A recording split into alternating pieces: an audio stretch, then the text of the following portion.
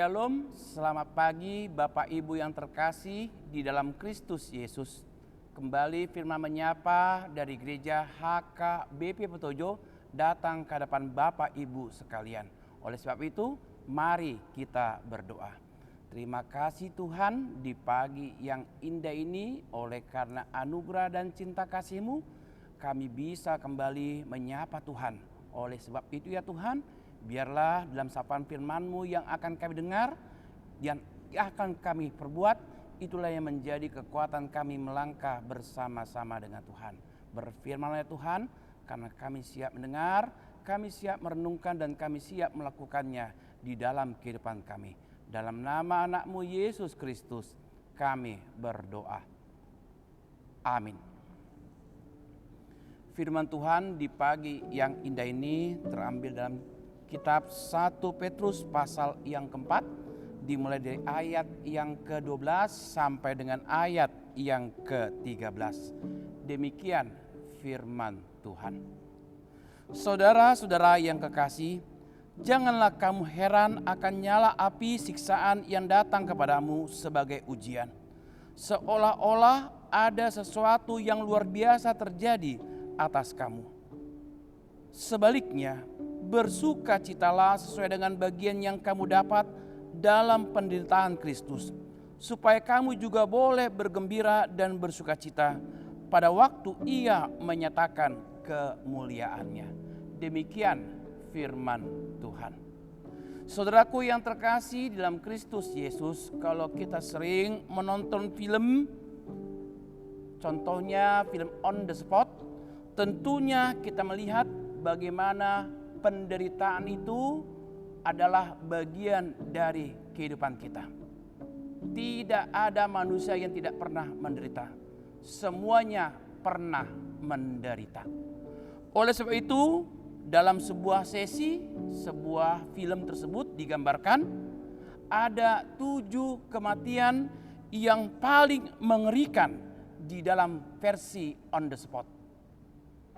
Ternyata dari 7 versi kematian yang sangat-sangat mengerikan adalah peristiwa salib.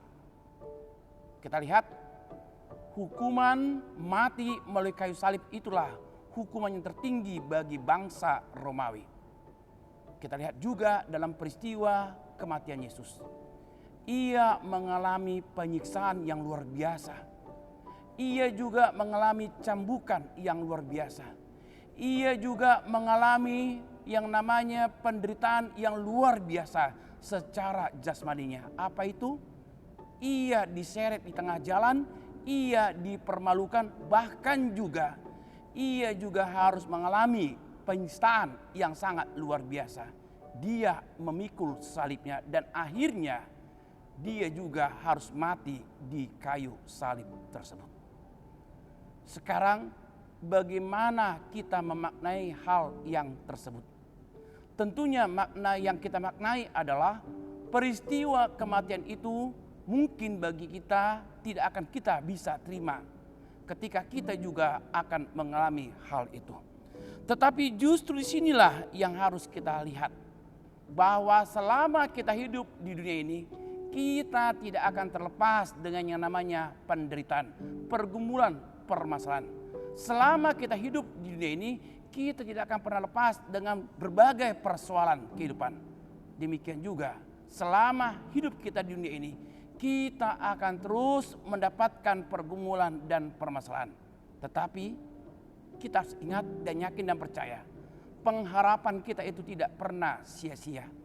Tuhan Yesus telah mengalahkan berbagai pergumulan, berbagai permasalahan, berbagai ketakutan yang terus ada di tengah-tengah kehidupan kita orang percaya ini. Oleh sebab itu, mari pandanglah salib Kristus itu.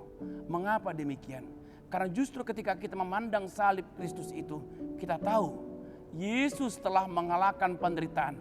Yesus juga telah mengalahkan ketakutan, dan Yesus juga telah memberikan sukacita kepada kita, di mana Ia akan menyatakan kemuliaannya bagi kita. Ia akan membawa semua orang-orang percaya yang tetap setia, yang telah menerima mahkota kehidupan. Oleh sebab itu, mari jalani hidup ini bersama dengan Tuhan. Kenapa?